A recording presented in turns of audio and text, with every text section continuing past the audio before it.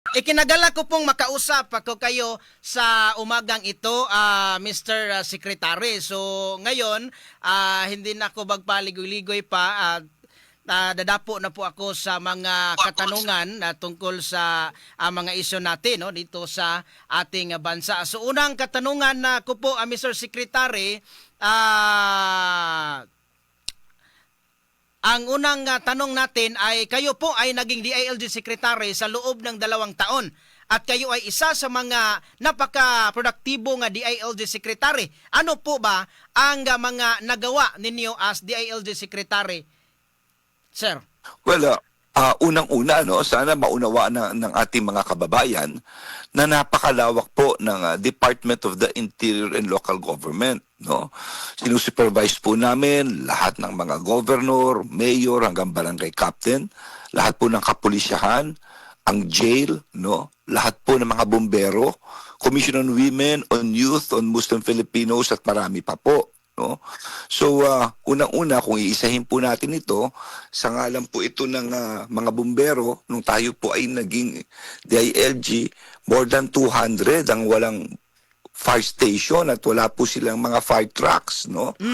Sa loob ng isang taon ay kalahati na lang, at ngayon po bago ko umalis, I made sure, kasi po nagkaroon ng problema dito po sa yung procurement nila, na pabigay ako certification, probably by November or by January, lahat na po ay may fire truck na.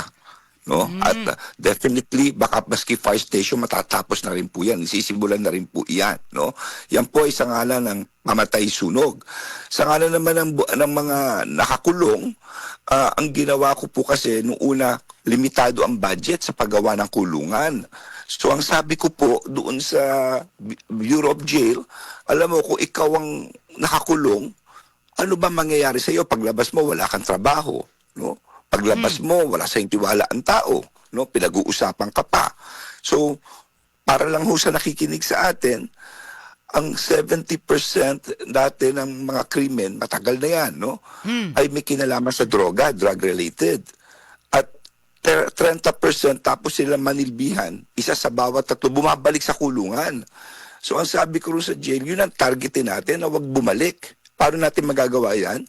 Skills training program habang nakakulong, at paglabas dapat may trabaho lahat.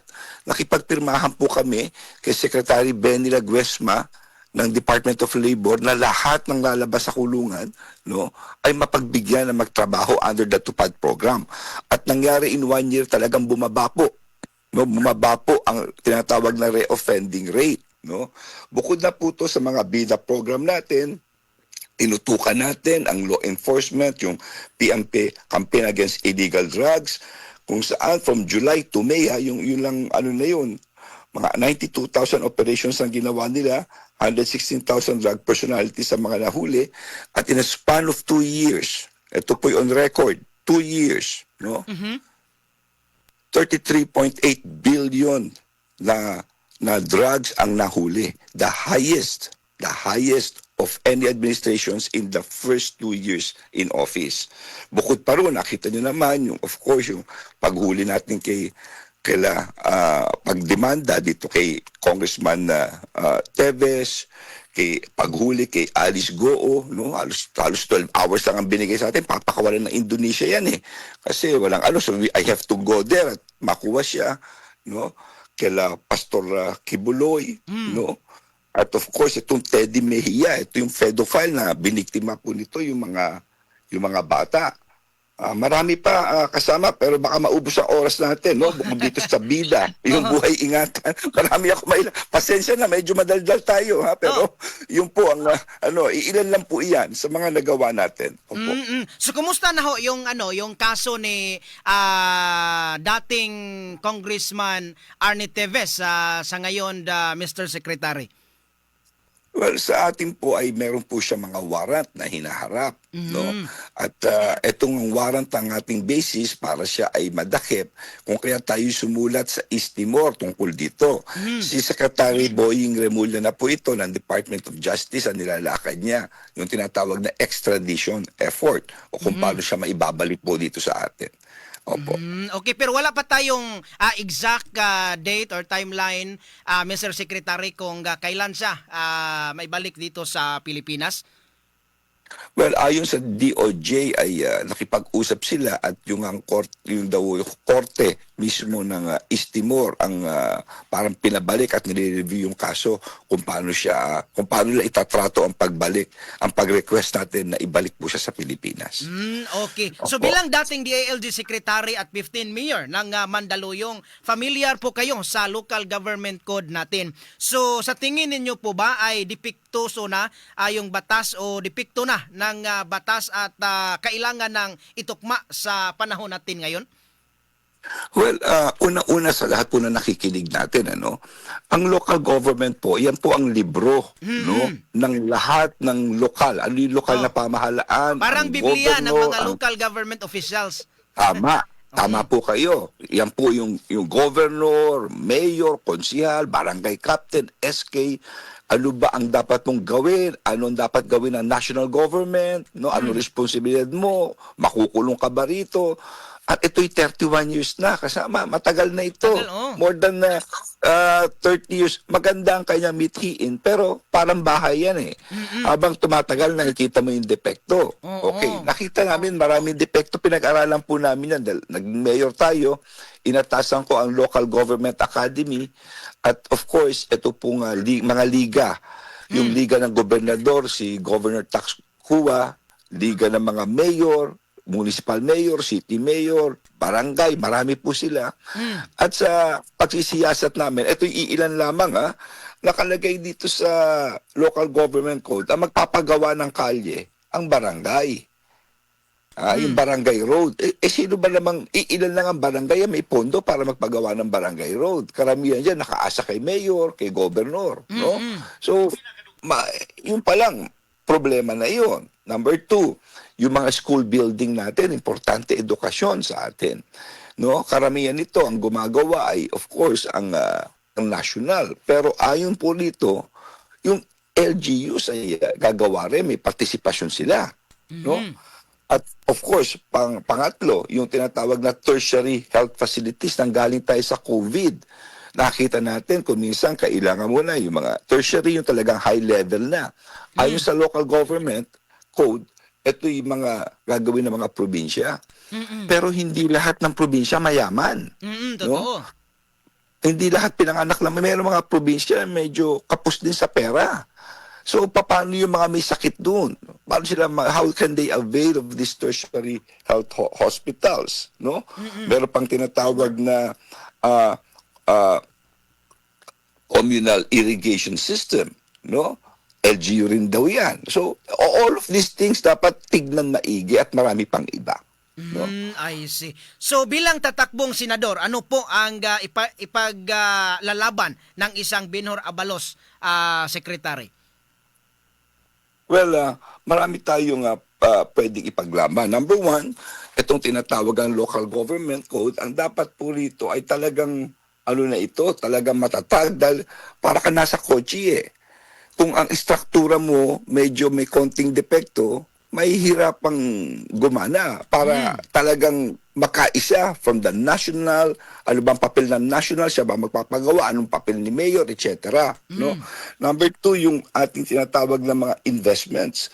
Importante, dumami ang investments natin dahil kung papasok ang negosyo, maraming factors yan eh.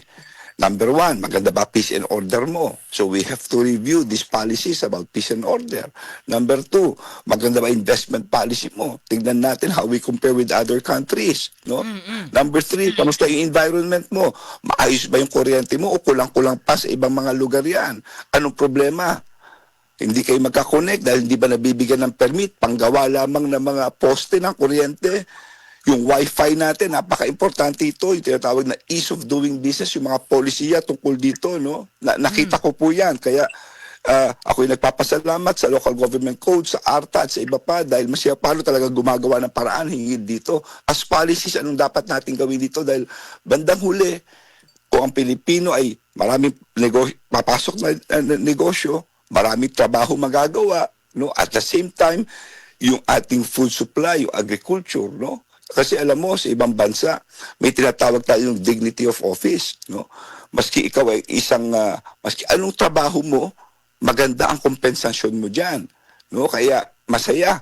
Kaya dapat siguro tignan din natin yung quality of life, paano natin magagawa nito, no? So marami tayong policy ang talaga magagawa rito. Okay. So, Mr. Secretary, I grab this opportunity na kukunin ko ang iyong pananaw para malaman ng ating mga tagapakinig ngayon kung ano po ba ang stand ninyo sa Senate Bill ni Senadora Amy Marcos na i-extend yung termino ng ating mga barangay officials at saka yung mga barangay sangguniang kabataan natin. Well, ganito po yan, ano? Gumawa ko ng aking pag-aaral. Sana maunawaan. Tignan natin to on a very objective manner. Okay. Ang term of office sa ibang bansa, Malaysia, Indonesia, tignan nyo maigi, ipa-research ninyo. Yung iba 4 years, yung iba 5 years. Pinakamaikli yung iba dyan, karamihan. Dito lang sa ASEAN, no, sa Asia, 4 years. No? Iba may 5 years pa, dalawa. So kung 5 years na dalawa, 10 taon yun. Meaning, yung dalawang eleksyon sa kanila, sa atin 3 eleksyon na yun. Dahil sa atin 3 taon. Tayo na may pinakamaikli. Tandaan nyo, ang barangay bayani po yan. Lahat ng problema natin, magmula sa ayuda, yan ang tigabigay, nung COVID, yan ang tigatingin kung sino may mga sakit on the ground. No? At saka tigasta. Lahat ng problema, yan ang tinitignan. Ang problema, kung every, kamukha to, 2 years na magiging role nila dahil ano lang parang naputol Isipin mo, hindi pa naghihilo masugat. Isang kalye, magkakamag-anak, no? Yung iba, makakaaway na yan dahil kanya-kanyang kandidato yan Oo, Hindi pa naghihilom yung sugat. Hindi pa naghihilom na nag-away. Eto na naman, eleksyon na naman tayo. No? So ako naniniwala, base sa pag-aaral ko, talagang dapat habaan po ito, extend po ito. No? It's too politicized. Hindi ka pa, for example, yung budget pag upo mo, sino gumawa ng budget? Hindi naman ikaw gumawa ng budget, yung nakaraang kapitan Hindi ikaw yun So practically, halos 1 taong ka lang gumawa ng budget Di ba yung gagawin yung susunod na budget, okay, susunod din ang gagawa. No? Halos 2 lang. So dapat to talaga, tignan maigi at for me, talaga dapat medyo habaan po natin ito. Okay. Para magkaroon ng stability ng elbow room. Ng elbow room. No? I see. So ano po ang mensahe ninyo, Mr. Secretary, sa ating mga tagapakinig sa ngayong umaga? Ang mensahe ko po ay napaka-simple lang. Maski anong bansa na talagang nagtagumpay, ang sikreto ay hindi lamang ang magandang polisiya, hindi lamang ang magandang liderato. Ang importante ang pakikiisa ng bawat mamamayan ng bansa. Tandaan po ninyo, hindi uunlad ang isang bansa kung di makakaisa ang liderato hanggang baba. Maski maliit na bansa, magugulat kayo, naging very productive dahil sa gantong klaseng pananaw. Yan po ang importante. Being proactive on the ground hanggang grassroots. Okay, I see. So, Mr. Secretary, maraming salamat po sa inyong oras na napakinggan kayo sa ating mga kababayan dito sa Central Visayas. Naku, maraming salamat po sa ating mga kababayan sa Central Visayas at sa inyo po, no? Mapagpalang umaga po. Maraming salamat po.